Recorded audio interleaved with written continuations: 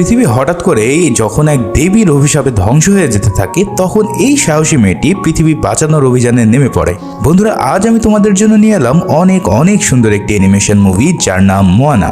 এই মুভিতে দেখানো হয়েছে কিভাবে এই মেয়েটি সমুদ্র পাড়ি দিয়ে ফিরিয়ে এনেছিল এমন এক মূল্যবান পাথর যার জন্য পৃথিবী ধ্বংস হয়ে যাচ্ছিল। এছাড়াও এই মুভিতে তোমাকে অনেক কিছুই শেখাবে যা তোমার জীবনে চলার পথে অবশ্যই কাজে লাগবে। তাই এক্সপ্লেনেশনটি না টেনে দেখা শুরু করে দাও, আর আমার চ্যানেলে নতুন হয়ে থাকলে প্লিজ সাবস্ক্রাইব করে দিতে ভুলো না। তো চলো শুরু করি আমাদের আজকের এক্সপ্লেনেশন। মুভির শুরু হয় একটি পৌরাণিক কাহিনী শুনিয়ে। কাহিনীতে এমনটি বলা হয় যে সৃষ্টির শুরুতে পুরো পৃথিবীটাই জলে ভরা ছিল।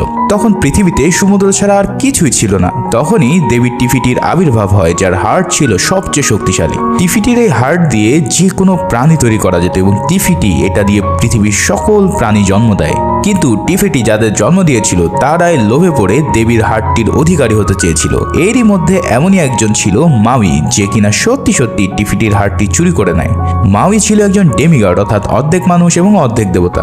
সে তার ম্যাজিক্যাল ফিশুকের সাহায্যে নিজের ইচ্ছা মতো রূপ বদলাতে পারত। কিন্তু এই হৃদয় ছাড়া টিফিটি চূর্ণ বিচীর্ণ হয়ে যেতে থাকে, আর এর ফলে বিশাল কালো এক ঝড়ের তৈরি হয়। মাউই সেখান থেকে পালাতে গেলে সেখানে চলে আসে আগুনের ডেমন টেক্কা। টেক্কা মাউইর উপর অ্যাটাক করলে তার ফিশুক এবং টিফিটির হার্ট দুটোই সমুদ্রের বিশাল গভীরে হারিয়ে যায়।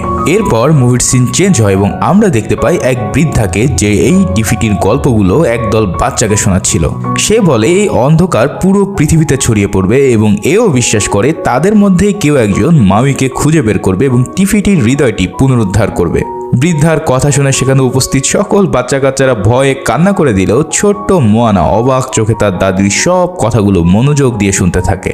তখনই সেখানে বৃদ্ধার ছেলে, যে কিনা গ্রামের চিফ এবং মোয়ানার বাবা, সে চলে আসে এবং বলে না, কাউকে তাদের সীমানার বাইরে যেতে দেওয়া হবে না। আমরা সবাই আমাদের সীমানার মধ্যে সুরক্ষিত আছি।